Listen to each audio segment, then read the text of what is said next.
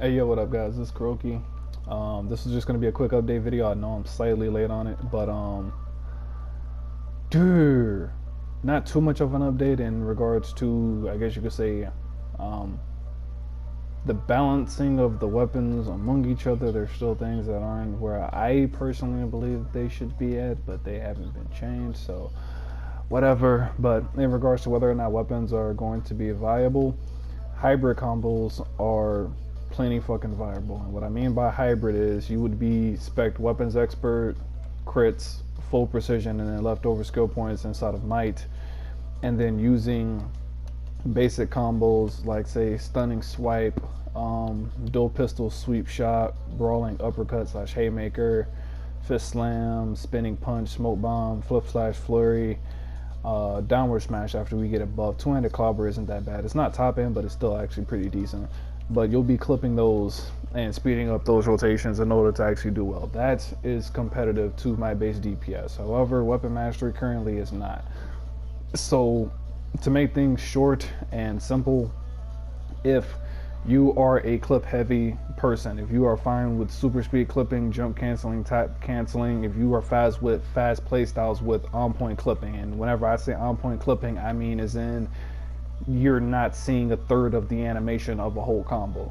If you're a third of a second late or half of a second late, like things along those lines, if you're not like on point with your fucking clipping, as of right now, until the weapon masteries are buffed, I would not recommend staying prick or whatever. I would recommend going to my base as the safer route, so to speak. But if you, well, take that back. Unless you plan on being stuck to one or two combos, I'll take that back. If you're a slow clipper, there's technically a few longer combos that you will be able to do where you're not going to be as punished for late clipping. But if you are good at clipping, the amount of weapon combos that you get to pick from is greatly expanded than what it was. It wasn't than what it would be for somebody who isn't good at clipping. So let that be, what's the name of it? Let that be a factor. And then also, in terms of the power sets, for controllers, I haven't found anything that's super impressive with munitions. Quantum was really good. That was the first controller power set besides gadgets or whatever that I ended up finding that actually performed really fucking well. Mental, I actually found a clip on. I actually found I don't want to call it a fucking quadra clip with fucking stealth, but I found a way to use the weapon buff and 2 might moves inside of invisibility for mental, which normally you can't do. So, but I'll go through and I'll have footage of that later whenever I montage all of the different power sets toward the end, whenever everything is finalized, and we'll be going to live server and everybody will need to have an idea of the type of rotations that they'll need. But quantum was fine, mental was fine. Hard light is, you're gonna be might based if you're a hard light. There's no reason to be a hard light prick. I mean, you can do it, but it's not gonna be special. There's nothing there to amp it up like that. Tank power wise, you have ice. Ice was okay, didn't notice anything special about it. Rage, you're gonna be might base. Earth, you're gonna be might base, but precision actually does decently well. It's under quantum, but it's still actually pretty good. It does mesh a little bit, and you're also gonna be building supercharge faster than the other prick combos, than the other prick power sets, sorry, because of unstoppable clipping. Atomic, nothing special. And I think that's it. Yeah, ice, atomic, earth, rage. Ice, atomic, earth, and rage. Yeah, that's, oh, fire. Fire was actually really good. I almost forgot about that. Fire was actually good because you could clip stoke flames with the weapon buff. So the extra DOT actually made a little noticeable difference, and wildfire is a really strong burst move to clip with.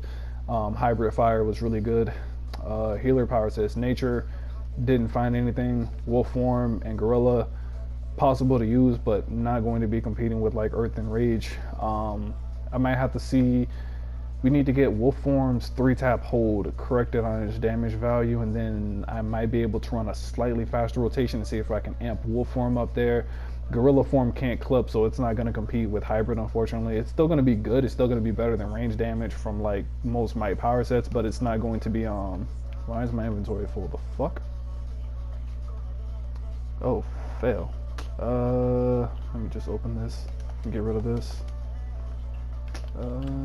Take a compound omega. But fuck. What was I saying? Oh yeah. Oh whatever. I was like, it's still better than most range might base power sets, but it's not gonna be OP, but it is usable. Gorilla taps for might base rotations still perfectly fucking fine. Still parsing around the same area with Nature Gorilla. Because the reason that tap even does damage is just because it has a long animation. That's one of the revamp rules or whatever for my base powers, as well as precision weapons, is that the longer the weapon combo is, or the weapon attack is, or the my base move is, the longer the animation is, the more damage ends up going into the formula. So as long as Gorilla's animation doesn't get changed, it's always going to technically hit that hard. It's just that you're just clipping it, so the animation time doesn't matter. But Nature was like that. Celestial, you're going to be might based. Water, I actually found something. What's the name of it? I actually found something that seems to be able to parse water close to competitive.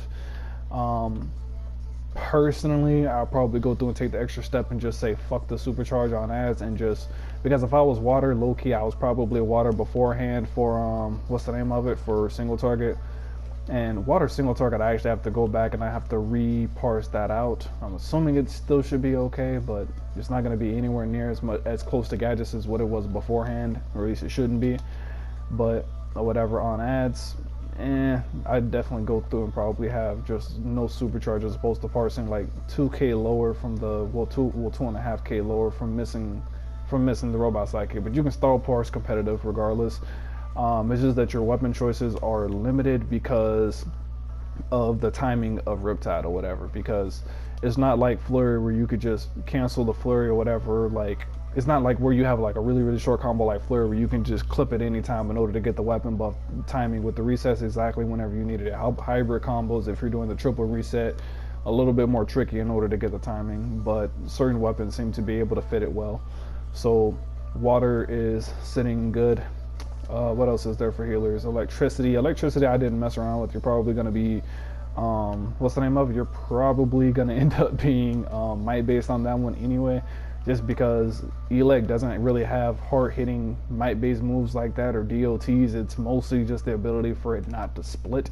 So I mean, if you're talking about situations with 4, 5, 6 plus ads, like 5 to 8 ads or so grouped up, you're probably going to end up being might based instead of what's the name of it, instead of weapon based anyway, especially since normally whenever you start talking about that many ads grouped up at the same time, and in most cases, unless you're overgeared for that particular instance, that's technically death threat. You might end up having 1 or 2 deaths inside of that situation if the ads get out of hand. But sorcery was actually really good. As a side note, for Earth and Sorcery, both of those are using the tank pets. Earth would be using Brick and Sorcery would be using Guardian, and that's because, like, how can I put this? If you're not spending power to give, if you're not gonna spend animation time giving your pet power, just regular combo for regular combo, Brick and Guardian do more damage than Fury and Crystal or whatever, because most of the time you're going to be talking about range attacks / martial arts, as opposed to, I believe, what are brawling combos from the pets or whatever. Just if you just leave the pets out and just let them DPS by themselves, you'll actually get more damage off using the tank pets. So both of them end up using that. Sorcery has, what's the name of it? It has a strong burst move or whatever, but then the extra pet damage above robot sidekicks parsing is actually really good. It's actually good. So I normally end up liking both of those, just generally speaking, just because they'll end up helping a little bit, because more than likely if an ad goes a little bit looser, if you're inside of a solo or a duo, you'll probably have the pet occasionally juggle a fucking ad that'll help you out, or it'll end up drawing aggro potentially. But I'd probably say, off of my testing, maybe like half of the prick or whatever, half, if not a little bit over half of the prick powers of the power sets in the game are fine to go prick hybrid. Just as said beforehand, if you're a weapon mastery person and you're not good extensively at clipping, just go ahead and just go might based. But prick hybrid is definitely making a fucking comeback or whatever in terms of doing the combos like what we used to do fucking years back. I will also go ahead and say now, so therefore people could get it planned if they wanted to get it higher up. For the artifacts right now, I'm actually getting mine currently set up, but what was I about to say? The cog, which I should have a 160 somewhere. Here it is. Yeah, whenever you have the what's the name of it? The Cog of Mageddon. If you are a controller, and they give you a free artifact whenever the update hits, just get a rank 80 cog, because I have a spec that maximizes the buffs that you're able to get. But even if you're just a basic controller, you can run, what's the name of it, you can run the Soul Cloak and then the Parasite's Power Harness, and then have the cog as your, what's the name of it, as your last artifact. Even if the cog is at rank 80, just having the passive alone in any shape or form ends up making a huge difference in terms of hybrid, and ends up making it edge out a little bit to a huge margin depending on what power set you are, such what combo you're doing. But this can actually end up making a huge difference.